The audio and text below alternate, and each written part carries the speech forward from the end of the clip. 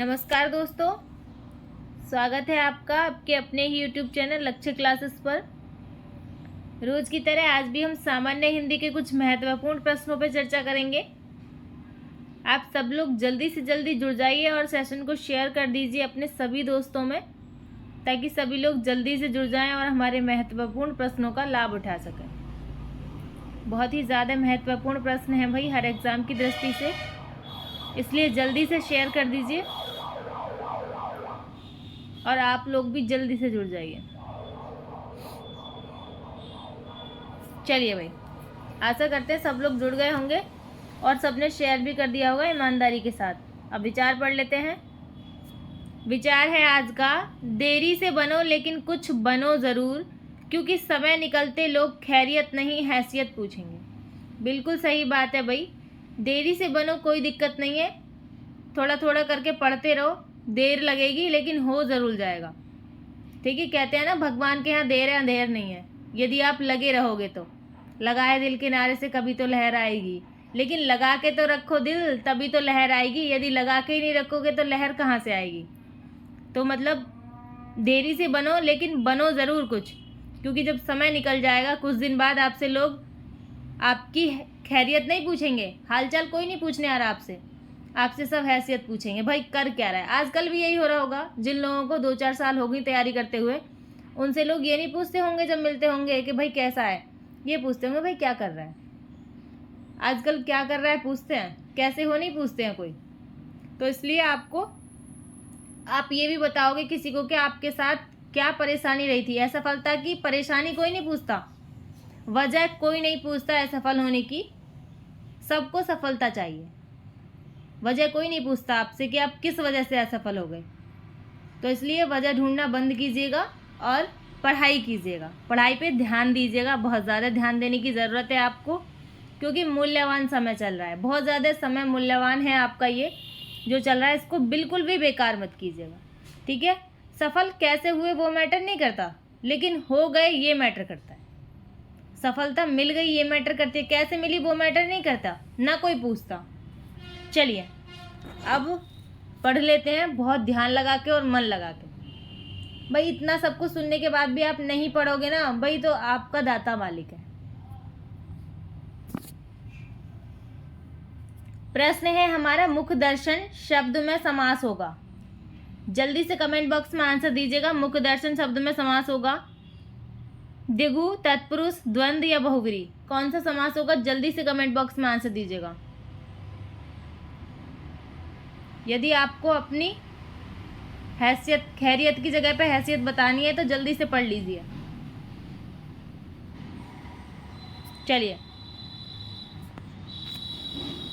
मुख दर्शन शब्द दिया हुआ है, इसका करेंगे पहले समास विग्रह, तब हमें पता चलेगा इसमें कौन सा समास है। अब ऐसा मत करना कि इसमें हाइफन लगा हुआ है तो क्या लगा दो, द्वंद्व समास लगा दो। भाई हाइफन लगा हुआ है, द्वंद्व समास है। अब द्वंद्व समास की एक बहुत सारी और भी पहचान है, यही नहीं है कि बस हाइफन लगा हुआ है, योजक चिन्ह देख लिया और आपने लगा दिया द्वंद्व समास। नहीं, आपको ये भी देखना है ये एक दूसरे के विपरीत थोड़ी ना है। मुख और दर्शन विपरीत नहीं है ना एक दूसरे के, तो ये द्वंद्व समास नहीं है भाई। इसका समास विग्रह कैसे होगा? मुख का दर्शन, मुख दर्शन, ठीक है। मुख का दर्शन, का कारक विभक्ति आई है तो इसमें तत्पुरुष समास होगा।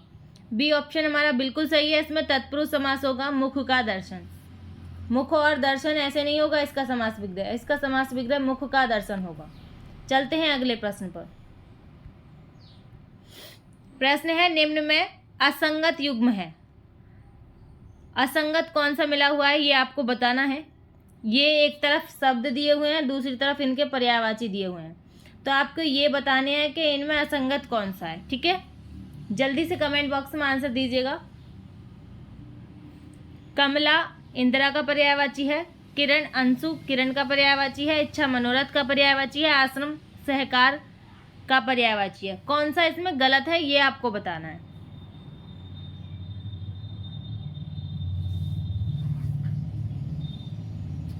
चलिए भाई आंसर ले लेते हैं, क्या होगा?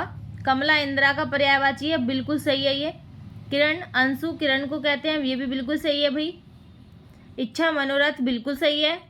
डी ऑप्शन हमारा गलत है, यही आंसर है, क्योंकि आश्रम और सहकार ये एक दूसरे के पर्यायवाची नहीं है।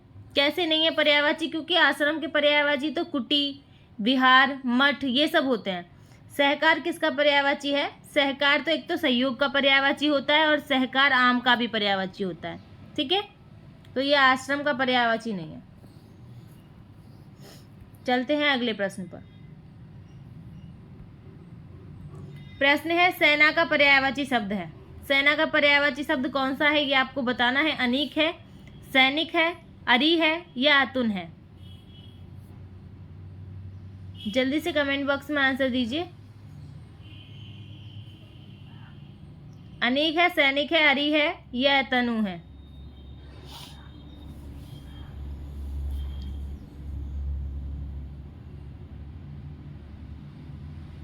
चलिए भाई आंसर ले लेते हैं, क्या होगा। सैनिक का पर्यायवाची पूछा है, अतनु नहीं होता है। ये किसका पर्यायवाची होता है? अतनु कामदेव का पर्यायवाची होता है। ठीक है।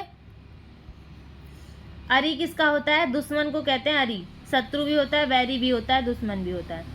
सैनिक नहीं होगा भाई, सेना का पर्यायवाची सैनिक नहीं होगा, क्योंकि सैनिक एक होता है और सेना में तो कई सारे सैनिक मिले होते हैं। ठीक है, तो इसका सैनिक तो होगा ही नहीं। सैनिक का वीर, योद्धा, सिपाही, बहादुर ये सब सैनिक के पर्यायवाची हैं। अनीक, अनी और अनीक दोनों किसके हैं? सेना के पर्यायवाची हैं। ए ऑप्शन बिल्कुल सही है। चलते हैं अगले प्रश्न पर। प्रश्न है हमारा निम्न में असंगत युग्म है। असंगत बताना है आपको, कौन सा असंगत है, वो भी विलोम की दृष्टि से। ठीक है, असंगत भी विलोम की दृष्टि से बताना है भाई। सजाति का विजाति होता है, साक्षर का निरक्षर होता है, सज्जन का सगुण होता है, परार्थ का स्वार्थ होता है। जल्दी से कमेंट बॉक्स में आंसर दीजिएगा, विलोम की दृष्टि से कौन सा असंगत है।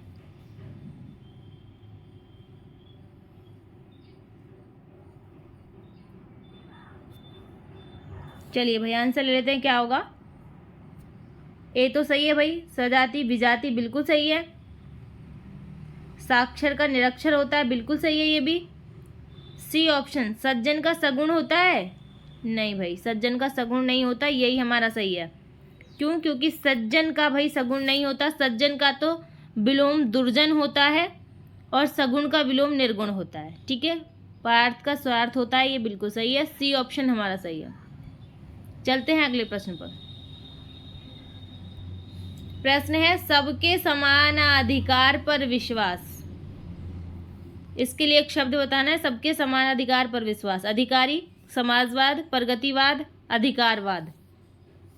जल्दी से कमेंट बॉक्स में आंसर दीजिएगा, बहुत अच्छा प्रश्न है ये और कई बार एग्जाम में पूछा भी गया ये प्रश्न। सबके समान अधिकार पर विश्वास, इसके लिए एक शब्द।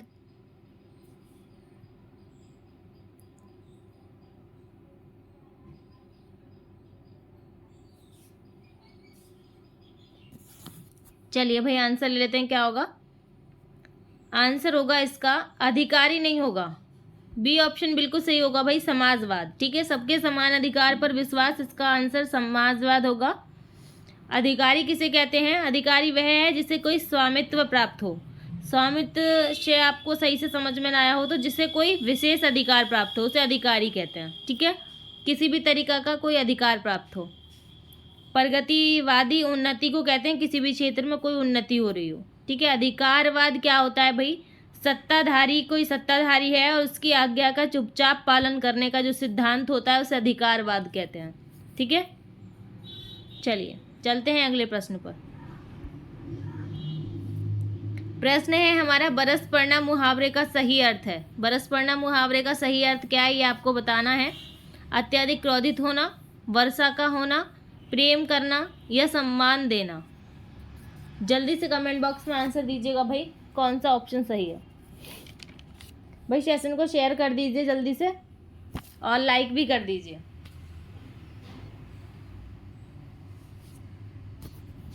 चलिए आंसर ले लेते हैं, क्या होगा।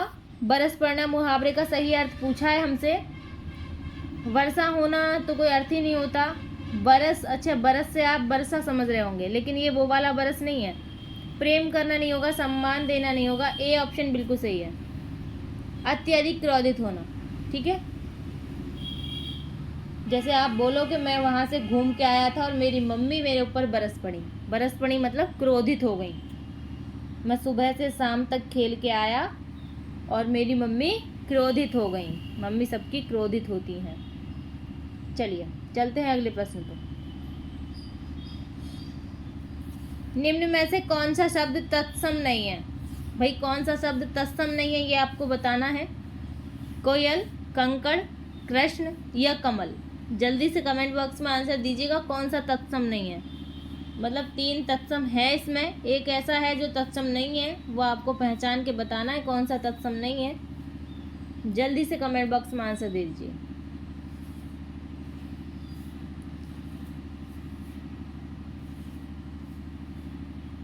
चलिए भाई आंसर ले लेते हैं, क्या होगा। तत्सम नहीं है पूछा है हमसे।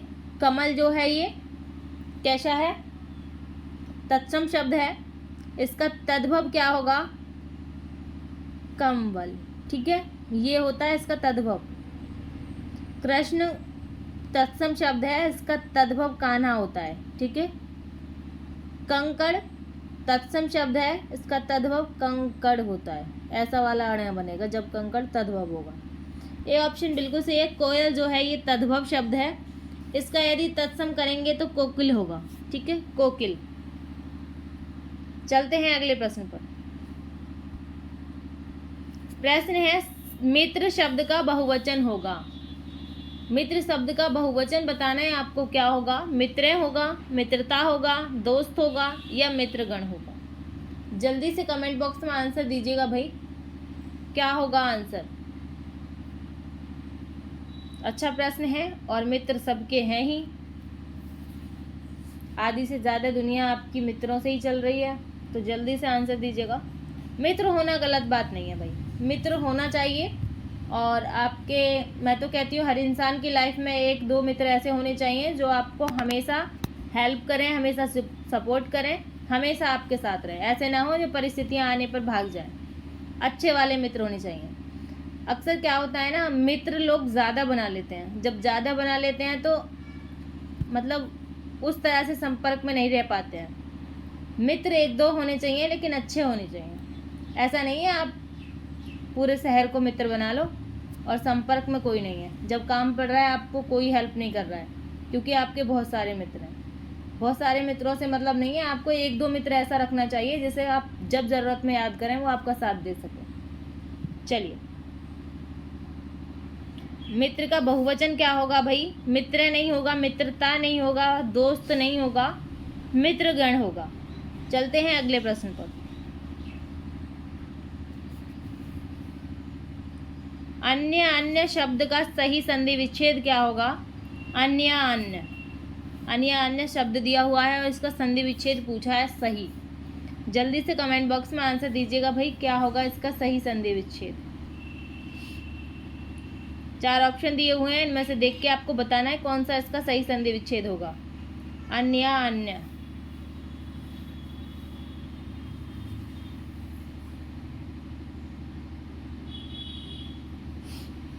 चलिए जी आंसर ले लेते हैं, क्या होगा। एधन न्यान्य नहीं होगा, अनधन यान्य नहीं होगा, अन्य धन अन्य नहीं होगा। बी ऑप्शन बिल्कुल सही है, अन्य धन अन्य, ठीक है, अन्य अन्य बोलने से ही पता चल रहा है अन्य धन अन्य होगा। चलते हैं अगले प्रश्न पर। बहुत ही ज़्यादा आसान प्रश्न है। संचारी भावों की संख्या कितनी मानी गई है? जल्दी से कमेंट बॉक्स में आंसर दीजिएगा, कल भी बताया था मैंने। चलिए 32, 30, 34, 33। जल्दी से कमेंट बॉक्स में आंसर दीजिएगा भाई, संचारी भावों की संख्या कितनी मानी गई है? कितनी है भाई? 32 नहीं है, 30 नहीं है, 34 नहीं है, 33 है, ठीक है। 33 मानी गई है भाई संख्या। और मैंने कल भी बताया था भरत मुनि के अनुसार मानी गई है भाई ये 3, क्योंकि ये अलग अलग मुनियों के द्वारा अलग अलग भी मानी गई है, तो इसलिए हम भरत मुनि के द्वारा पढ़ा रहे हैं, तो भरत मुनि के द्वारा बताया जा रहा है। चलिए चलते हैं अगले प्रश्न को। कान का कच्चा, इसका अर्थ बताना है आपको। कान का कच्चा, कम सुनने वाला, बहरा, कोई बात सुनकर उसे पचा न सकने वाला, शीघ्र विश्वास कर लेने वाला। जल्दी से कमेंट बॉक्स में आंसर दीजिएगा। बहुत ही अच्छा प्रश्न है ये, कान का कच्चा।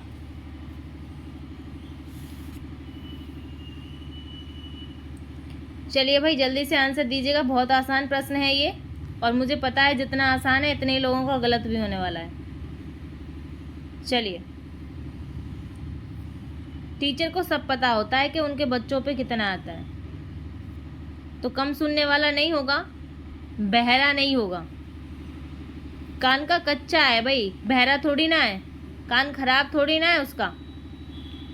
कोई बात सुनकर उसे पचा ना सकना, ये कान के कच्चे को नहीं कहते हैं। कोई बात सुनकर उसे पचा ना सकना किसे कहते हैं? जीभ का हल्का, जीभ के हल्के को कहते हैं कोई बात सुनकर उसे पचा ना सके।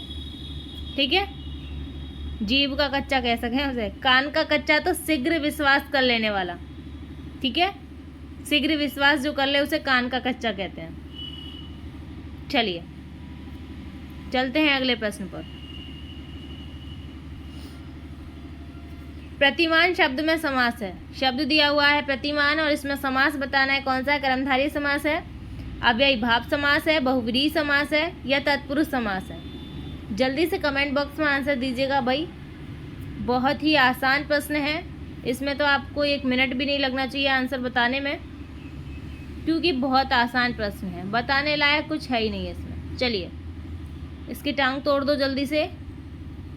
कैसे तोड़ेंगे? प्रति अलग कर दो और मान अलग कर दो। तो प्रति हमारा क्या है? ये उपसर्ग है और मान मूल शब्द है। उपसर्ग किस में लगता है? अव्यय किस में लगता है? अव्ययी भाव समास में अव्यय लगता है, तो क्या हो गया? अव्ययी भाव समास हो गया। ठीक है, चलिए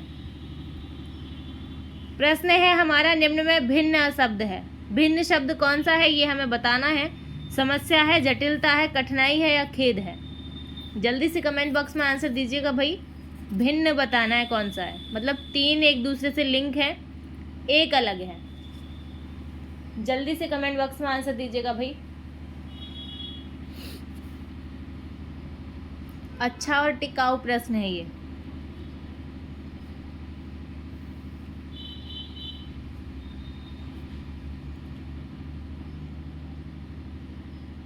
आंसर ले लेते हैं, क्या होगा आंसर? भिन्न क्या है? समस्या, जटिलता और कठिनाई, ये सब एक ही बात है, लेकिन खेद इनमें अलग है।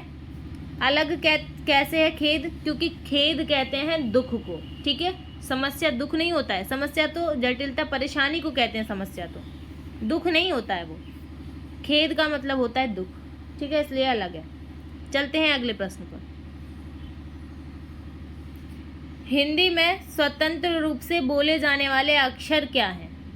जो हिंदी में स्वतंत्र रूप से बोले जाने वाले वर्ण हैं उन्हें हम क्या कहते हैं? अक्षर या वर्ण एक ही बात होती है भाई। उन्हें हम क्या कहते हैं ये आपको बताना है। स्वर कहते हैं, संयुक्त अक्षर कहते हैं, व्यंजन कहते हैं, स्वतंत्र ध्वनि कहते हैं। जल्दी से कमेंट बॉक्स में आंसर दीजिएगा भाई, क्या कहते हैं?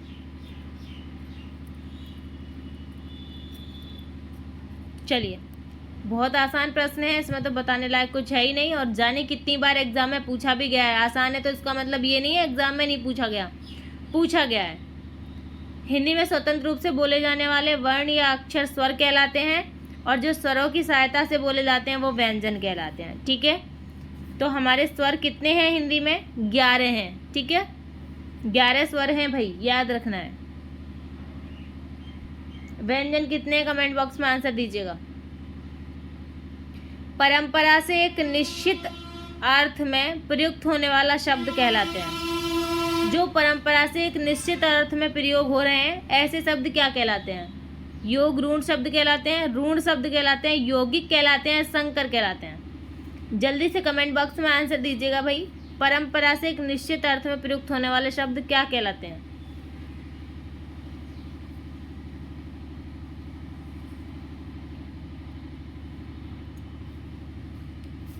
चलिए आंसर ले लेते हैं, क्या होगा? संकर नहीं होगा, यौगिक नहीं होगा, ऋण नहीं होगा। ये ऑप्शन हमारा सही है, योग ऋण। ठीक है, परंपरा से एक निश्चित अर्थ में प्रयोग हो रहे हैं। ये कैसे? इसका एक जो रोग्युण शब्द होते हैं इनका एक विशेष अर्थ होता है। जैसे लंबोदर बोल दिया हमने, लंबोदर गणेश जी को कहते हैं। और ये ऐसा नहीं है कि हम 2-4 दिन पहले से कहने लग गए हैं लंबोदर गणेश जी को, पहले से ही चली आ रही है कि लंबोदर गणेश जी को ही कहते हैं। ठीक है, लंबा उदर है उनका, इसलिए उन्हें लंबोदर कहते हैं। चलिए चलते हैं अगले प्रश्न पर। प्रश्न है हमारा, मानस का हंस के लेखक का नाम है। मानस का हंस, इसके लेखक का नाम बताना है आपको। जयशंकर प्रसाद हैं, प्रेमचंद्र हैं, महावीर प्रसाद द्विवेदी हैं या अमृतलाल नागर हैं। जल्दी से कमेंट बॉक्स में आंसर दीजिएगा। बहुत ज़्यादा महत्वपूर्ण प्रश्न है और जाने कितनी बार एग्जाम में पूछा भी गया है ये प्रश्न। मानस का हंस, मानस का हंस जो है ये क्या है, ये भी आपको कमेंट बॉक्स में आंसर देना है। इसकी विधा क्या है? निबंध है, कहानी है, उपन्यास है, क्या है ये?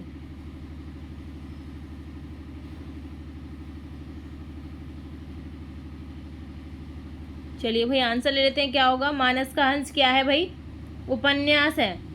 ठीक है, ये उपन्यास है मानस का हंस। और किसका है उपन्यास? डी ऑप्शन बिल्कुल सही है, अमृतलाल नागर का उपन्यास है। ठीक है, चलते हैं अगले प्रश्न पर। प्रश्न है हमारा, ज्ञानमार्गी शाखा के कवियों को किस नाम से पुकारा जाता है? ज्ञानमार्गी शाखा के कवियों को किस नाम से पुकारा जाता है ये हमें बताना है। सिद्ध कवि, नाथपंथी, भक्त कवि या संत कवि? जल्दी से कमेंट बॉक्स में आंसर दीजिएगा। ये प्रश्न भाई बहुत ही बार एग्जाम में पूछा गया है और इसे बच्चे बहुत गलत करके आते हैं। ज्ञानमार्गी शाखा के कवियों के बारे में पूछा है कि उन्हें किस नाम से पुकारा जाता है। जल्दी से आंसर दीजिएगा। चलिए आंसर ले लेते हैं, क्या होगा? ज्ञानमार्गी शाखा के कवियों को क्या कहा जाता है? डी ऑप्शन बिल्कुल सही है, संत कवि कहा जाता है। ठीक है, आगे से आपको हमेशा याद रखना है, संत कवि कहा जाता है उन्हें। चलते हैं अगले प्रश्न पर। प्रश्न है, देखो दो दो मेघ बरसते, मैं प्यासी की प्यासी। पंक्ति में कौन सा अलंकार है? भाई वर्षा हो रही है, बहुत तेज तेज बारिश हो रही है, लेकिन वो कह रही है कि मैं प्यासी की प्यासी। बारिश होने के बाद भी वो प्यासी है। इसमें अलंकार बताना है, कौन सा अलंकार है? जल्दी से कमेंट बॉक्स में आंसर दीजिएगा। विशेषयोक्ति अलंकार है, विभावना है, अनुप्रास है या यमक है? कितनी बार एग्जाम में आया ये प्रश्न? चलिए आंसर ले लेते हैं, क्या होगा? बारिश होने के बाद भी वो प्यासी है, इसका मतलब कौन सा अलंकार है? ए ऑप्शन सही है हमारा, विशेषयोक्ति अलंकार है। कैसे है? जब संपूर्ण कारणों के होने पर भी फल का ना कहना कहा जाए। मतलब ये है कि जब कारण है और जब भी काम ना हो, मतलब हाथ होते हुए भी हम काम ना कर सकें। जहाँ कारण ना होने पर भी काम हो जाता है वहाँ विभावना होता है। बिना पैरों के कोई चलता है उसे विभावना कहते हैं, लेकिन पैर होने के बाद भी वो चल नहीं पा रहा है, वहाँ विशेषयोक्ति है। मतलब पानी होने के बाद भी कोई इंसान पी नहीं पा रहा है, तो यहाँ कौन सा अलंकार है? विशेषयोक्ति अलंकार है। जैसे एक और है इसका अलंकार, पानी बिच मीन प्यासी। इसमें भी विशेषयोक्ति अलंकार है। पानी में रहती है मछली, मीन कहते हैं मछली को, पानी बिच मीन प्यासी, मतलब पानी में रहते हुए भी मछली प्यासी है, कारण है फिर भी वो काम नहीं हो रहा है, इसका मतलब विशेषयोक्ति अलंकार है भाई ये। इसमें भी विशेषयोक्ति अलंकार है, दो दो मेघ बरसते पर मैं प्यासी की प्यासी। ठीक है, चलिए चलते हैं अगले प्रश्न पर। जो ही मैंने दरवाजा खोला कि वह आ गया। ये बताना है हमें कौन सा वाक्य है, किस प्रकार का वाक्य है? सरल वाक्य है, संयुक्त वाक्य है, मिश्र वाक्य है या इनमें से कोई नहीं? जो ही मैंने दरवाजा खोला कि वह आ गया।